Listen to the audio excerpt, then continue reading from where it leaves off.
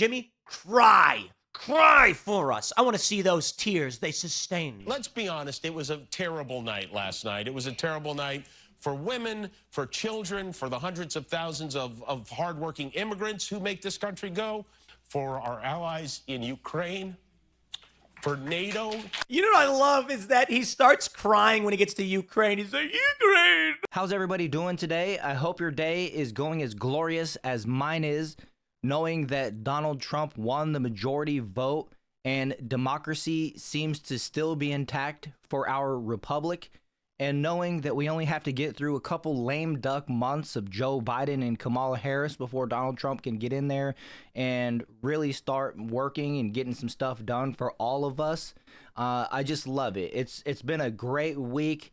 We didn't have to wait multiple days to find out who won. I love the fact that it was just such a clear and concise victory. And of course, with every Donald Trump victory comes the liberal tears. And so in this one, we're going to have a look at the reaction from a few of our favorite pundits, I guess you would call them, on the right over here. Tim Pool, Megyn Kelly, Piers Morgan, which, you know, sometimes he rolls a 0, sometimes he rolls a 20. But in this one, I think Piers hits the nail right on the head with the hammer. And we're even going to look at Matt Walsh's reaction. So without further ado, let's just go ahead and get right into it. Let's read the news. The New York Post says liberal late-night show hosts Kimmel, Colbert, and more dramatically melt down over Trump's election victory. A terrible night. I love this. A terrible night? How dare you call it a terrible night? It was a victory for the American people. It was a popular vote victory. But sure, Jimmy Kimmel, tell me more. And this one's for all of you. Jimmy, cry. Cry for us. I want to see those tears. They sustain you. Let's be honest. It was a terrible night last night. It was a terrible night for women, for children, for the hundreds of thousands of hardworking immigrants who make this country go. Oh, goodness. For healthcare, for our climate, for science, for journalism, for justice, for free speech.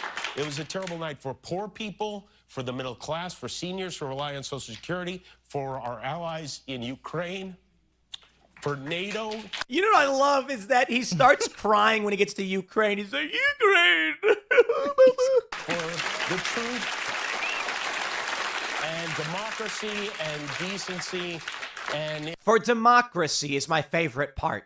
Do you know what it's called, Jimmy Kimmel, when the majority of the people vote for a leader and he wins? That's called democracy. It was a terrible night for everyone who voted against him, and guess what? It was a bad night for everyone who voted for him, too. You just don't realize it yet. Oh, really? Because I seem to recall 2019 when we had great economic numbers.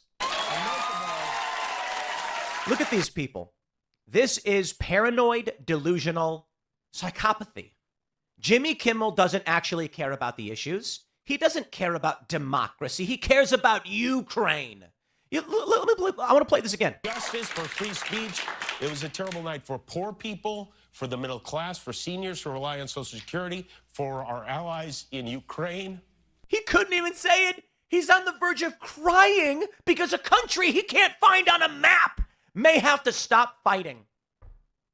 Amazing. Jimmy, you are nuts. But okay. We got Colbert here. Let's listen to his whinging rant. Once again, these people are incapable of realizing what democracy really is. Oh, Stephen Colbert. Well,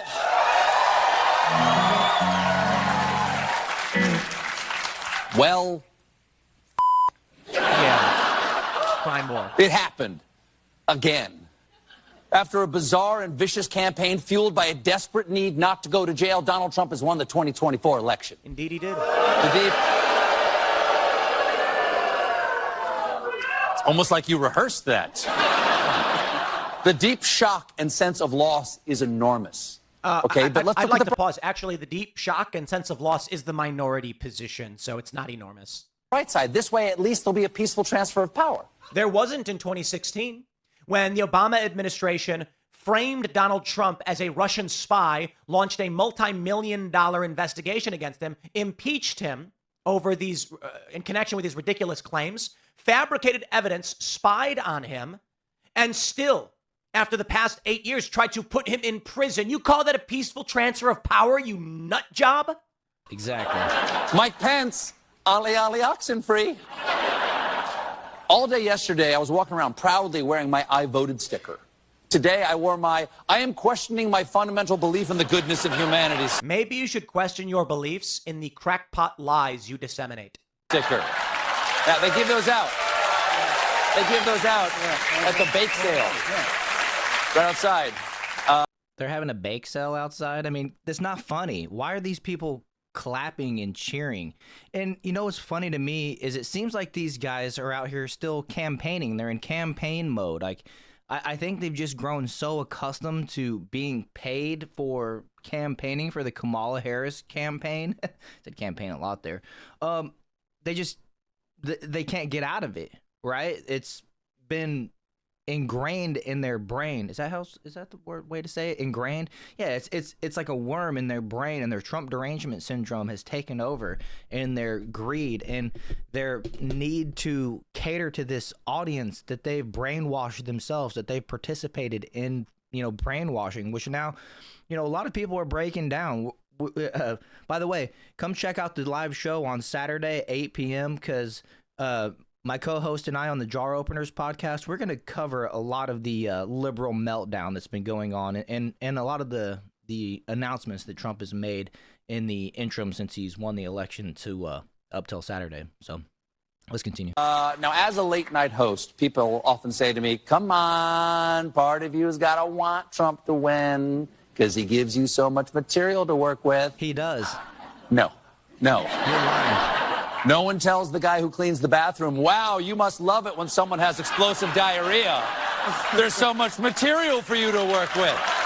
Come on. Now, you understand that? It's kind of funny because I just like to point out that even when Trump wasn't president over the past 4 years, they wouldn't shut up about it. Right. And you know what I think happens in this election? Regular people genuinely believe Donald Trump was the cause of the problems because they don't pay attention. And I don't blame them. Most people who don't live in this world, fine.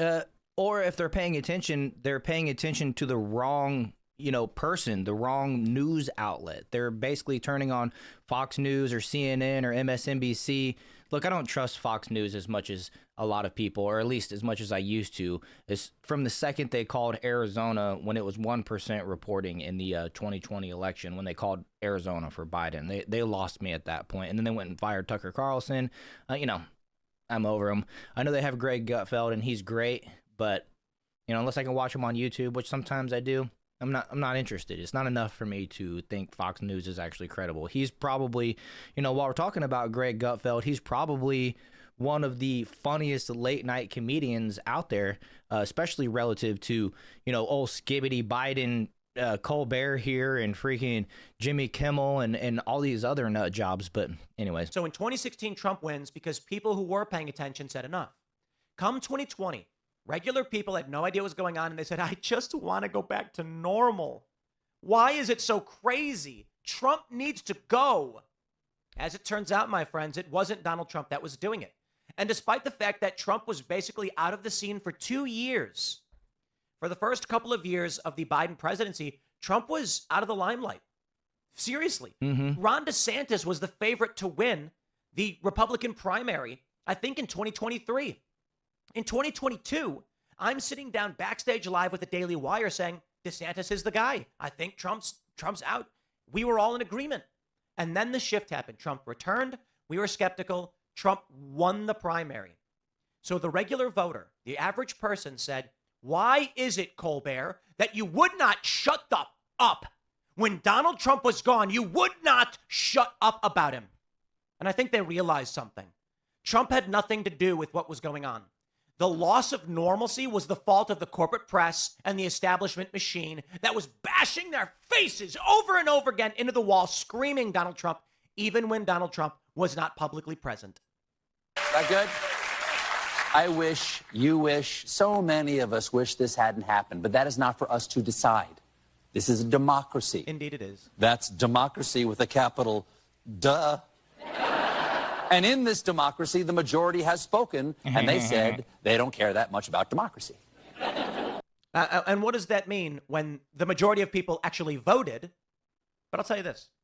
One of the most interesting tidbits in the exit polling on Election Day was that those who were asked if they thought the threat to our democracy was the top issue of them, 7% in favor of Donald Trump. That's right, ladies and gentlemen.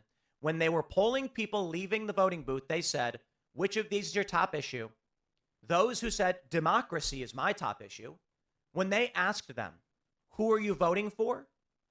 A 7% advantage for Trump. Why? Maybe it's because they were trying to put him in prison. They were arresting his lawyers. They arrested people who are in his administration. Peter Navarro and Steve Bannon went to jail. Yes. And regular people said the Democrats are destroying our democracy. 100%. But then Donald Trump was shot. He was nearly assassinated when somebody shot him in the ear and killed a Trump supporter who was a firefighter and injured 2 other people critically. And I want to take a moment to congratulate Kamala Harris and Tim Walz on running an amazing 107-day campaign. I just like to stress that he gave them credit for a 107-day campaign, which is kind of odd. Trump ran for a couple of years, technically longer than that, but this is a really short campaign. You know, come on. That was extraordinary. Right out of the gate. They hit right out of the gate. Immediately after Joe Biden appointed her the candidate when he dropped out after getting destroyed by Trump in a debate, and Kamala somehow secured the delegate votes that she needed to support her candidacy over a weekend with some phone calls. Not one American voted for her. But, you know, democracy, right?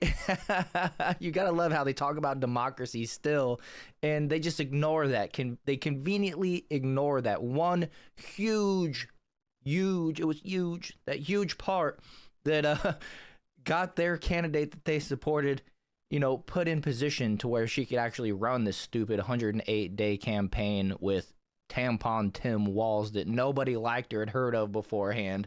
I mean, give me a break. What a crap campaign. I can't believe I was actually worried about it as much as I was, right? Everybody was telling us it was 50-50. It's neck and neck when, you know, we should have just took a step back and said, you know what? I think Donald Trump's going to win this one. I was hoping he was going to win it in a landslide so he wouldn't have this 3-week or 2-week long, you know, vote count coming out of Maricopa County and all this nonsense keeping us hanging on by a thread. And instead, it worked out perfectly. Praise God, right? I mean, seriously, you got to love it when God turns the evil for good, like he says he does. But let's move over here to Megyn Kelly and Piers Morgan real quick, because I like their response as well. And they actually bring in a couple more of these guys. Any comforting words for them, Piers? Just get over yourselves. Honestly, it's so pathetic watching grown men weep, because actually the real reason they're weeping is that they know they've spent years over-demonizing Trump as the new Hitler, and he's going to wreck everything and wreck America. He's terrible. He's a fascist. He's a neo-Nazi, blah, blah, blah, blah, blah. And what happened this week?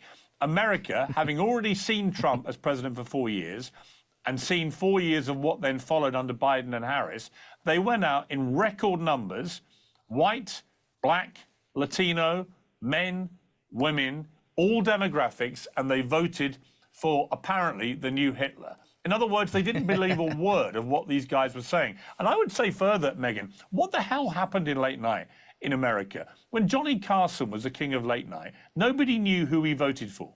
Nobody knew. He made a point of mocking both sides. Jay Leno said yesterday, he said, I don't like Trump, but it was a great week for democracy.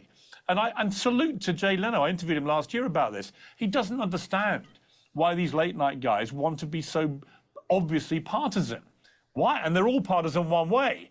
And there's a reason why Greg Gutfeld is kicking all their backsides in late night on Fox. And it's because he's genuinely funny. He's a comedian. These guys think they're sort of preaching to some weird choir that wants them to be terribly serious and take all this very personally when their guy, or woman in this case, doesn't win an election. Well, the reason why Jay Leno doesn't understand what's going on with these people is because Jay Leno retired before investors got involved in campaigning and paying these late night comedians, right? These late night idiots to campaign for a particular candidate. It's one of those things that, you know, we've seen over the years that these television networks have gone in the bag for the Democratic Party. Even Fox News, in my opinion. We don't give a stuff. Just be funny. And one of the things that I don't watch any of them anymore, but I see the clips. They're so worthy. The virtue signaling is so pathetic. Get over yourselves and go back to being funny. I think the ship has sailed for these guys. And it's interesting, isn't it? They talk about inclusion and diversity and all that thing. They're all middle-aged white guys. Have you noticed? All of them. Yeah, right? exactly. So, but my advice is, if you believe in diversity, get a few more diverse people in there who can actually make me laugh. Yeah, right, exactly. No, And you know what's funny is the last time they had a diverse person in there that was doing, somewhat late night comedy, a late night comedy show, it was Dave Chappelle. And I mean, he wasn't exactly doing a late night comedy show with the Chappelle show, but it was similar. It's the only thing that I can really think of where they had a diverse person, right? I mean, that's how they word it. So, and what happened to him? He ended up getting run out of the country, basically. And so they destroyed their own diverse character. You know what I'm saying? Their own diverse person, who probably had the #1 show at the time, in my opinion. I've been going back and actually watching some of those episodes lately, and they're still funny. I don't think you could go back and watch very many Jimmy Kimmel episodes or whatever from 10 years ago and get a good laugh like you can at Dave Chappelle from the Chappelle Show. But anyways, let's continue a little bit, and then I want to actually show you guys Matt Walsh's response. They want with that virtue signaling is for you to rub their belly. They want the leftist elites to rub their little pupper bellies. That's what they're looking for. Please rub my pupper belly. Oh, it feels so good. I'm so much better than everybody else, those losers who voted for that evil man Trump. And you see it in the comment by Colbert. And it was also a terrible night for you people who voted for him. You're basically just too stupid to know it then. I mean, he said, you just don't realize it yet. Like, you're not smart like I am. Exactly. No, it's so delusional and so patronizing. And he sort of assumed everyone's had a bad night. Hey, Stephen, buddy, over 70 million people voted Trump. Massively more voted for Trump than voted for your girl, Kamala. And you know what? That means most Americans are not feeling like you. They're not. They're feeling happy because their person won. And the reason their person won is because this whole, as Elon Musk calls it, the woke mind virus has actually, I think, with this election result, been eradicated. We found a cure. That's true. And the cure is Donald Trump backed by Elon Musk and Joe Rogan and these other guys who actually, Rogan and Musk In America First TV, you can't leave me out. Come on, Piers. both used to be Democrats, really, but they just got sick and tired of the progressive left and this woke mentality, which is the kind of thing which not only tolerates but actively encourages biological men to beat up women in boxing rings in the Olympics. It's that mentality which I think this election result has literally shown the world it's over. People don't want to have this crap anymore. I put myself in that same category. I used to be more on the left, socially at least, and it was the woke mind virus that completely destroyed that for me. And I'm, became much more active on these social issues once they started hurting our children and ruining people's careers. You speak of the white middle-aged. I know for Anna Kasparian, she started to wake up to it when they referred to her as a birthing person. That was one of her kind of aha moments. But let's go ahead over here and look at Matt Walsh's response, and then we'll go ahead and wrap this one up. I know this might be weird. I didn't want to cover Pierce's face up, by the way, so I moved my camera down here to the bottom of the screen. Yes, what an amazing campaign. First of all, what a hilarious comedic monologue. What a great stand-up set from that guy. Just hilarious. Great jokes. Amazing campaign. Absolutely amazing campaign. An amazing campaign that resulted in a devastating blowout loss. An amazing campaign where Kamala lost ground and lost votes in literally every county in the country. But that's an amazing campaign. It's like if somebody builds a bridge and the bridge is, let's say an engineer designs a bridge and then the bridge is built and they had the ribbon cutting ceremony and 90 cars are lined up to cross the bridge. And 3.5 minutes later, the bridge collapses and sends the 90 cars tumbling into the river. And then Stephen Colbert shows up and says, wow, the engineer did an amazing job. Amazing job. Really amazing. Look at this the amazing collapsible bridge. And I guess it is amazing in a certain way. I don't know. I've never seen a bridge collapse, but I guess like it is an amazing sight in a certain way. And You know, maybe we should give Kamala Harris and old Tampon Tim over there a participation trophy, right? Isn't that what they like to do over there? Kamala's campaign, in a certain way, is amazing. I mean, it achieved an amazing defeat. It's a camp. There are zero bright spots in this case. You can't even look at this campaign, look at the election results. If you're Kamala, there's not one single, even smaller thing you can look to and say, well, at least we had that, or at least we made some progress there, or, you know, hey, we didn't win, but you know, we did this and that and that. You can't even do that. Just losses across the board everywhere with everything. Right. They lost Senate seats and seats in the House. So, you know, I mean, the American people, the majority, have spoken. Not just a college electoral whatever vote. The majority. I love it. It's so glorious. So I hope you guys enjoyed this one. I had a lot of fun making this one, watching some of my favorite people respond to the nonsense campaign that was Kamala Harris and Tim Walz, who I believe he had to give up his governorship to do this. So I hope they elected a better government there in Minnesota. But hopefully that new governor will at least remove the tampon dispenser from the boys' bathrooms, right? So I'd like to ask you guys at this point to please hit that like button, consider subscribing to the channel, also share this video. That helps me out a ton. Let me know in the comments what you guys think. What's your response in reaction to Jimmy Kimmel crying over Ukraine and healthcare? What does that even mean? He cried over healthcare. Like what kind of healthcare is he worried about? I mean, it's just funny. White, rich, elite guys out here talking down to their own audience, talking down about the people that think differently than them. And I believe they have a rude awakening coming as we move forward and people stop watching their shows and tune into better shows like what I just put on the screen, or, you know, America First TV. If you enjoy it, I really hope you do. I'm trying to move into this full time so that I can retire and do this for the rest of my life. And so I've been in construction for years and years and years, and it just tears down the back and the body, and I'm to the point where I can't do it anymore. So if you could show me a little love, some free support, simply by hitting that like button, maybe subscribing, share this video with your friends that you think might enjoy it. Also, I wanted to let you know that Saturdays at 8 p.m. I go live for my podcast. It's called the Jar Openers Podcast. We have a lot of fun over there, and I'd like to see you guys come and, you know, have a conversation with me, because I actually like doing the lives a little bit more than I like doing these videos, which I have a lot of fun doing both, especially now that Donald Trump is president. The future looks bright, to steal a phrase from the Patrick Bet David, the PBD podcast over there. But it's just true. The future looks bright, and I'm super happy about what happened this week. And if you are, like I said, make sure you hit that like button, subscribe to the channel. If I don't see you guys on Saturday, maybe I'll see you guys in the next video. Regardless, thank you for watching to the end, and I'll see you later.